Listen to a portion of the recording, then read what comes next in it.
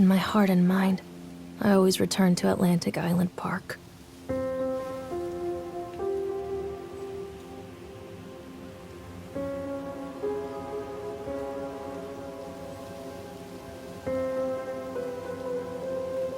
Where's Mr. Bear? I haven't seen Mr. Bear, Callum.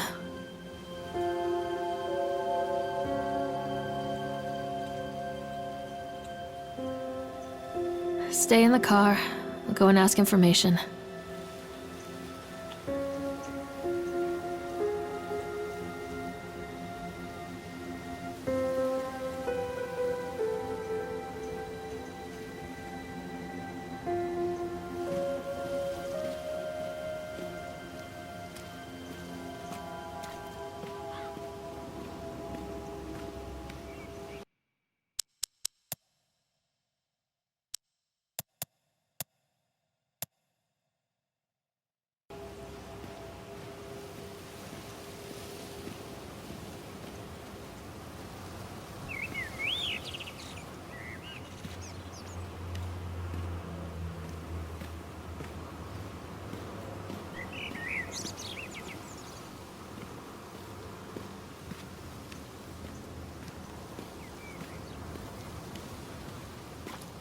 Attention, patrons. The park is now closed. Please make your way to the car park at your earliest convenience. Employees prepare the park for shutdown. Callum was born the day this place opened. This is his favorite place in the world.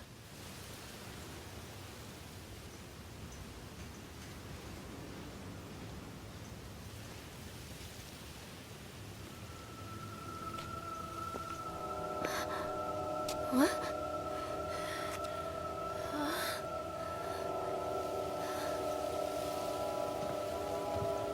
Hey, Lorraine. Lorraine! Don't blame yourself, Lorraine. People lose things all the time. Take a deep breath and think about the last place you saw your son's teddy bear. Hey, stop! I think your boy just ran into the park. I'll unlock the gates for you.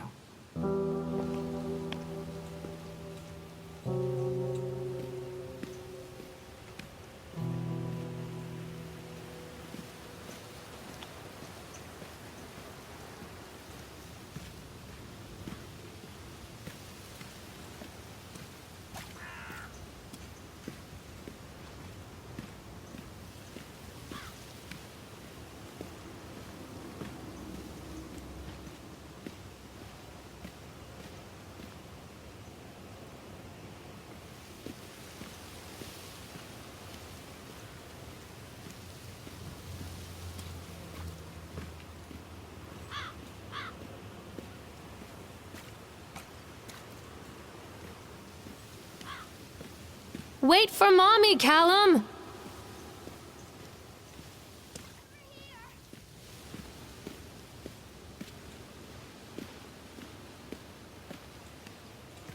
Callum, I told you to wait in the car! Over here!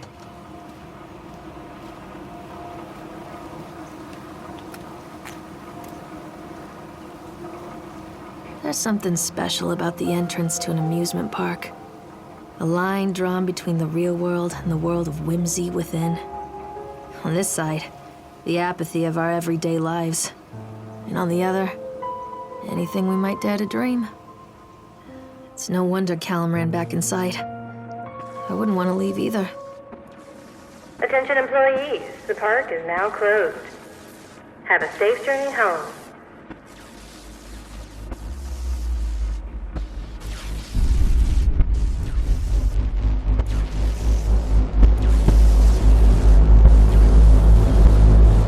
Wait for Mommy, Callum!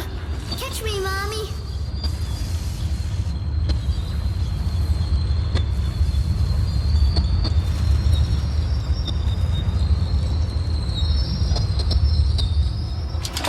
Oh, God. The park. What happened here?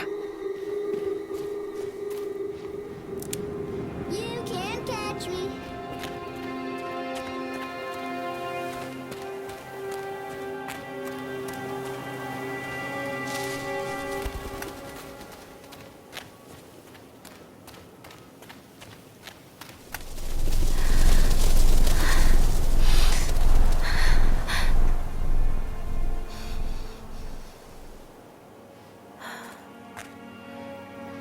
Stop! Callum!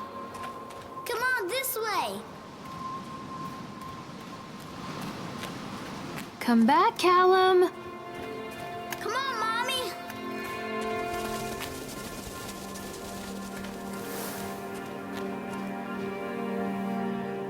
I think this belongs to Callum.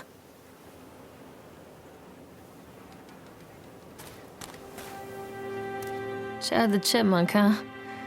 Just a drunk guy in a suit.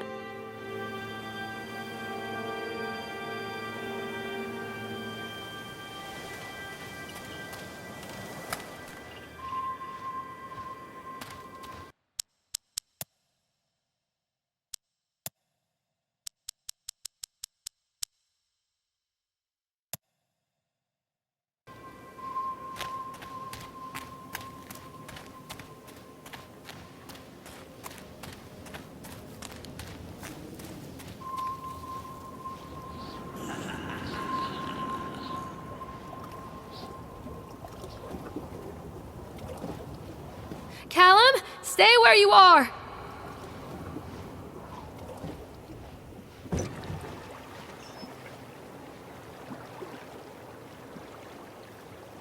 Come on, Mommy.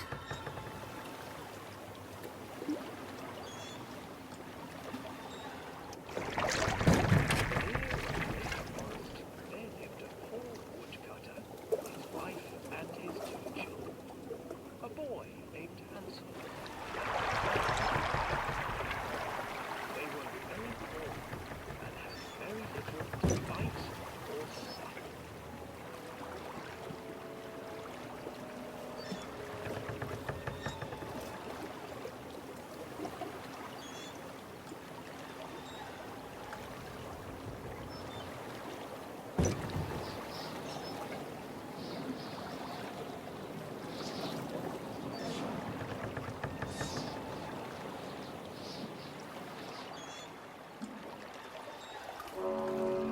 Near a great forest, there lived a poor woodcutter, his wife and his 2 children. A boy named Hansel and a girl named Gretel. They were very poor and had very little to bite or sup.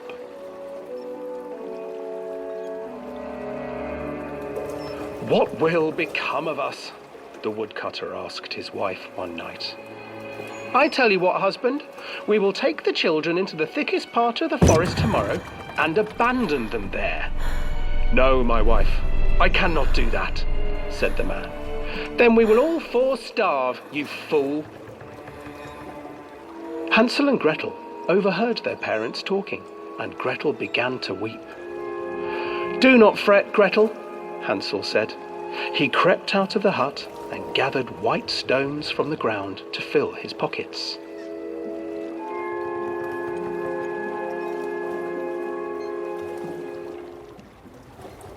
The next morning, the woodcutter leads the children into the forest. Before they leave, their mother gives them a slice of bread and warns them that they will get no more food that day.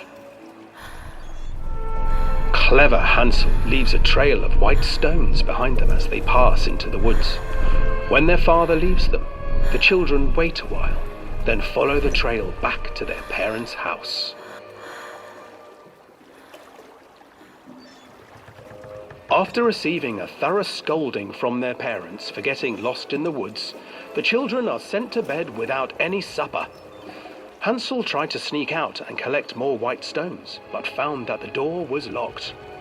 "Tomorrow I will take them into the woods myself," the wife told the woodcutter. In the morning, their mother gave them a slice of bread and led them deep into the forest once again.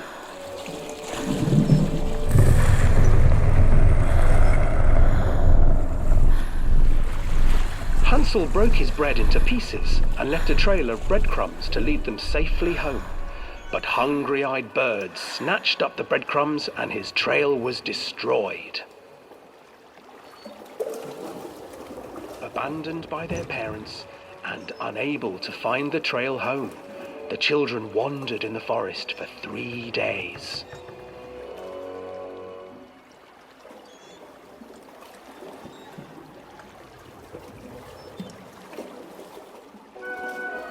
The children stumbled into a clearing with an exceedingly strange house. Its walls were made of gingerbread, and its windows were panes of clear sugar. Hansel, desperately hungry, ran forward and began to nibble on the walls.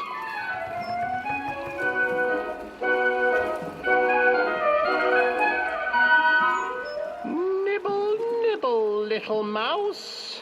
Who is nibbling at my house? An old woman emerged from the house, sniffing the air and peering around with cloudy eyes. Oh, you dear children, who brought you here?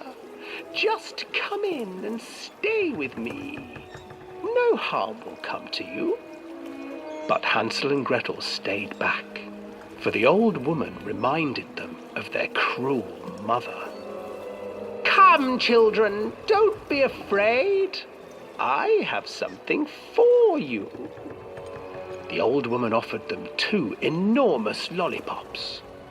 The children took them and began to eat. You see, nothing to fear here. Come inside, the old woman urged, and the children, still licking their sweets, followed.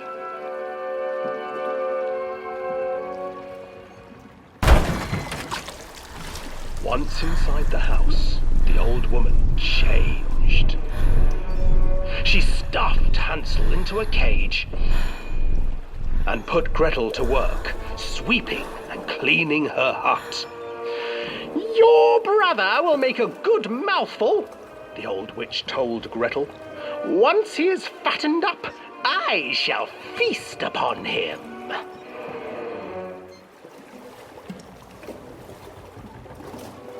Time passed, and poor Hansel refused to eat, fearing the day that the witch would eat him. The witch, for her part, grew impatient. Today I will cook and eat your brother, Gretel. Climb inside and light the oven. But Gretel pretended not to understand. I do not know how. Where is the opening? Fool, the old witch said. The opening is here. And she moved to show Gretel.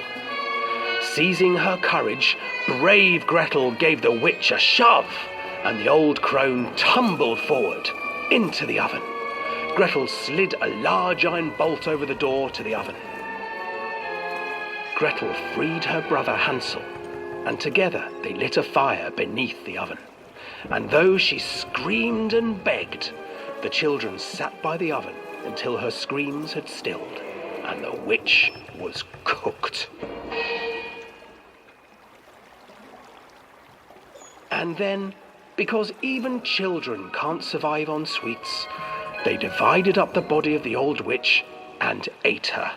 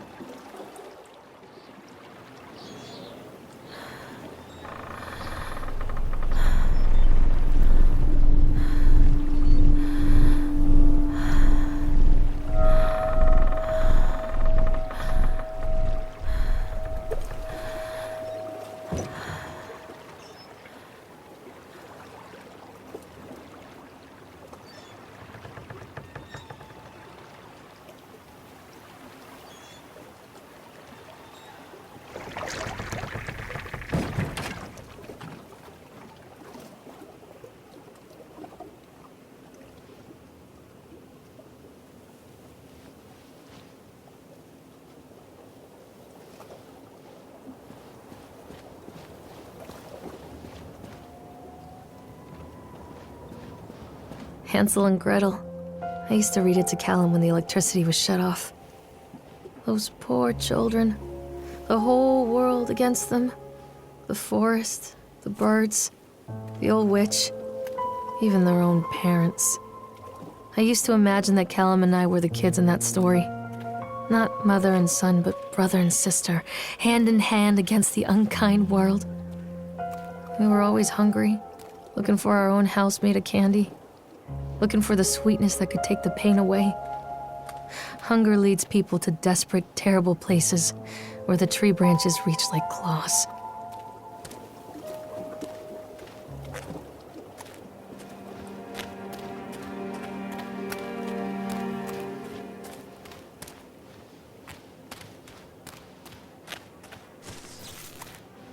Another accident. This place.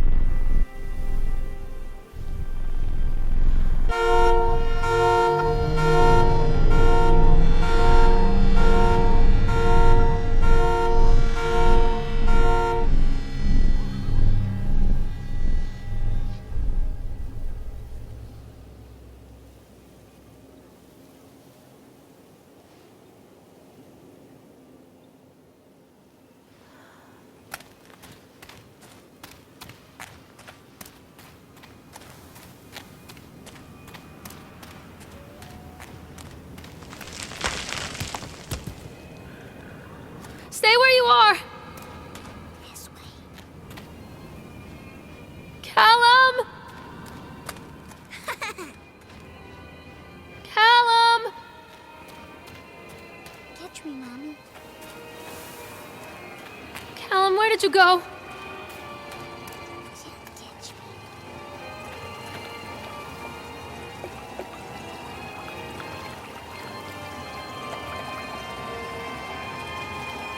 Where are you? This old thing used to make the blood run to my head. Make me dizzy. The guy just snapped. Those poor kids.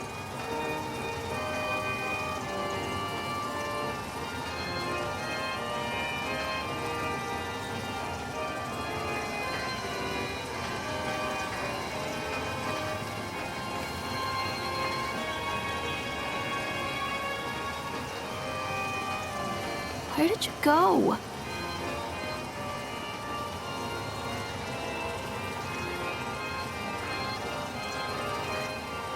I can't get on while it's moving.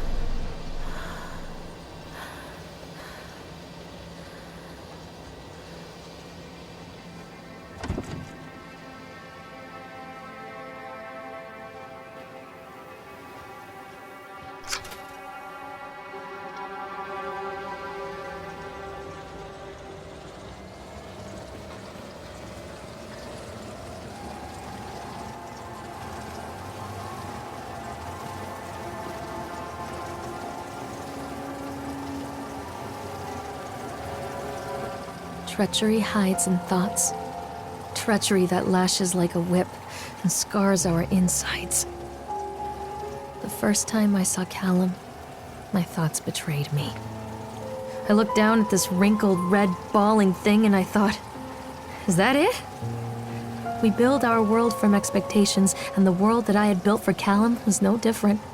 He was so real, so there, and so far from my expectations.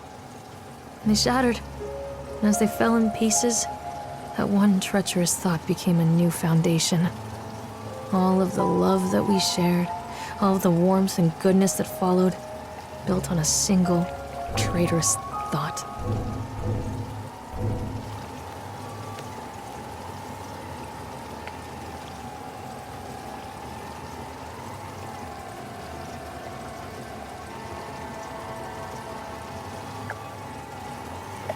Wait for Mommy!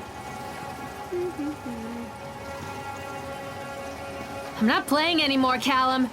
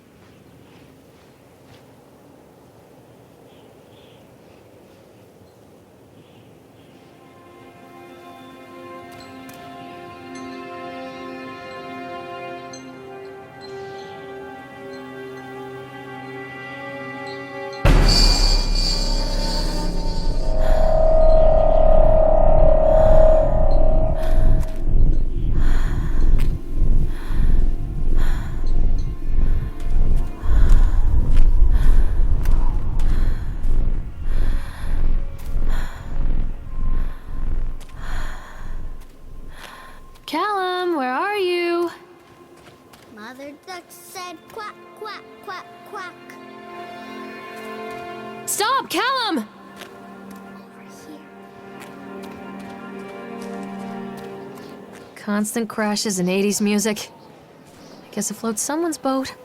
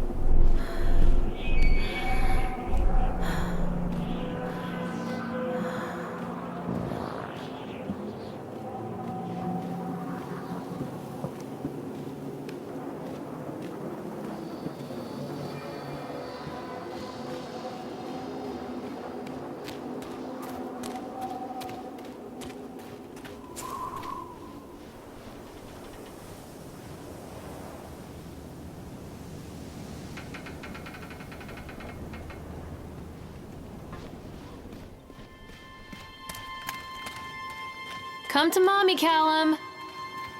This way, Mommy.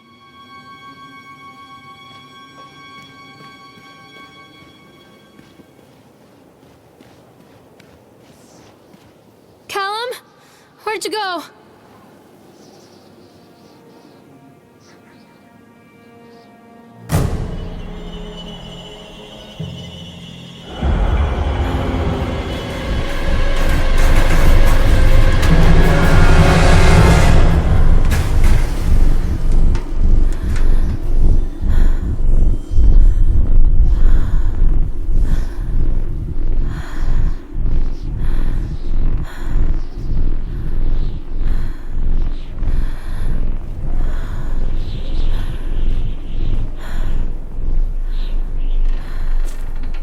Stay where you are!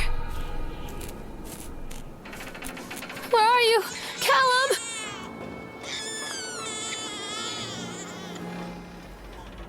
It's a matter of public record that I am a failure as a mother. Once, when Callum was very small, I left him asleep in the car while I ran an errand. Don't even remember what it was. When I came back, the sheriff was standing next to the car, watching my boy through the window. Didn't like what I saw in his eyes. Judgment. He wrote me the ticket without saying a word. Just the scratch of his pen on the notepad. When he gave it to me, our eyes met. I know what you're going through. My daughter, Helen, she just gets some help. Help was a bolt of lightning. Help was 1,000 volts surging through my veins. Help is agony. I'd rather die. I wanted to scream. I'd rather you pulled your gun and shot me. But instead my mouth said, "Yes, Sheriff."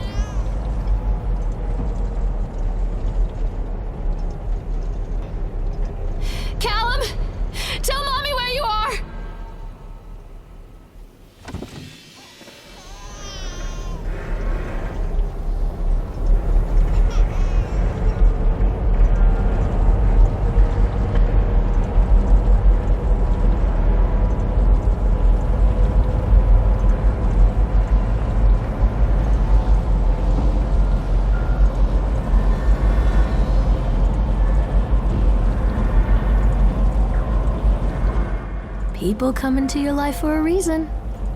Dad used to say that before Mom ran off. After that, he mostly just drank. Things were different for Don and I. When we met, I was sweeping the floor at Susie's diner. He came in with some workers, but he didn't try to flirt or cop a feel like the others. He just ordered a coffee and sat there, watching me. When my shift was over, he offered to walk me home. I don't know how to describe that walk. We talked and laughed and eventually kissed. It felt like love.